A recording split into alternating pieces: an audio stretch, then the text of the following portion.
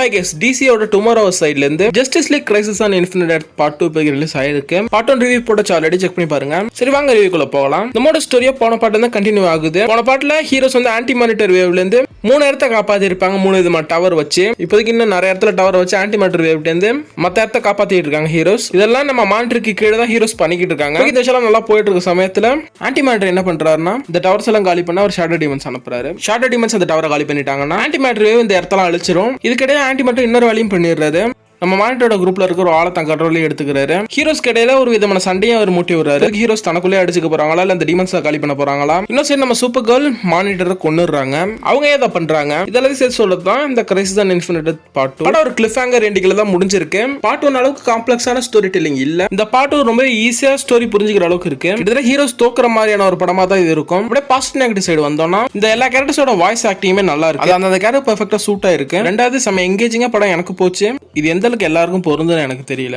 எனக்கு படம் நல்லாவே போச்சு. அடுத்து இந்த மல்டிவர்ஸ் ஈவென்ட்ல சூப்பர் ரொம்ப இம்பார்ட்டன்ட் ரோல் கொடுக்கப்பட்டிருக்கு. காரா வச்சு எண்ட்ல ஒரு ட்விஸ்ட் வர அடிப்பாங்க. அதுவுமே நல்லா இருந்துச்சு பார்க்க. அடுத்து John Constantine back to the ஃபார்ம்ன்ற கண்டிஷன் ஆயிட்டாரு. அவர் DC அனிமேட்டட் யூனிவர்ஸ்ல ஃபிளாஷ் பாயிண்ட்கான ஒரு சின்ன ஐடியா கொடுத்ததுக்கு இந்த டுமாரோ வரையே ஒரு பனிஷ்மெண்ட் அனுபவிச்சிருக்காரு. அந்த பனிஷ்மெண்ட் அவர் விடுபட்டாரு. இதோட நடந்திருக்க பாசிட்டிவ் பாயிண்ட்ஸ் எல்லாம் முடிஞ்சிடுச்சு. ஃபர்ஸ்ட் நெகட்டிவ் பாயிண்டாவே இந்த படத்துக்கு டியூரேஷன் தான் எனக்கு படுது. 1.5 மணி நேரம் படம் ரொம்ப சின்ன படமா ஃபீல் ஆகுது. அனிமேஷனுக்கு அது போதுன்னு யோசிச்சிருந்தாலும் இன்னும் கொஞ்சம் பெரிய படமா கொடுத்துருக்கலாம். இந்த மல்டிவர்ஸ் ஈவென்ட்டை நீங்க 3 படமா பிரிச்சிட்டீங்க.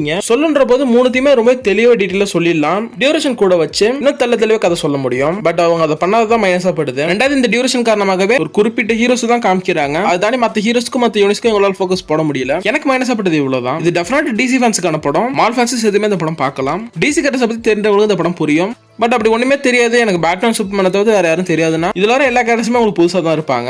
எனக்கே ஒரு சின்ன வருத்தம் என்னன்னா இதை நம்ம DCUல லைவ் ஆக்ஷன்ல பார்க்க இன்னும் ஒரு 15 வருஷம் டைம் ஆகும். 15 to 20 வருஷம் ஆகலாம். வெயிட் பண்ணி ஜேம்ஸ் கன் என்ன மாதிரி எடுத்துட்டு போறாரு. படத்துல பாத்ரிக்கு நான் ரொம்ப ஆள வெயிட் பண்றேன். இதே வருஷம் பாத்ரி நம்ம பார்த்தலாம். ஓகே இதோட இந்த ரிவ்யூ முடியுது. இந்த வீடியோ முடியுது.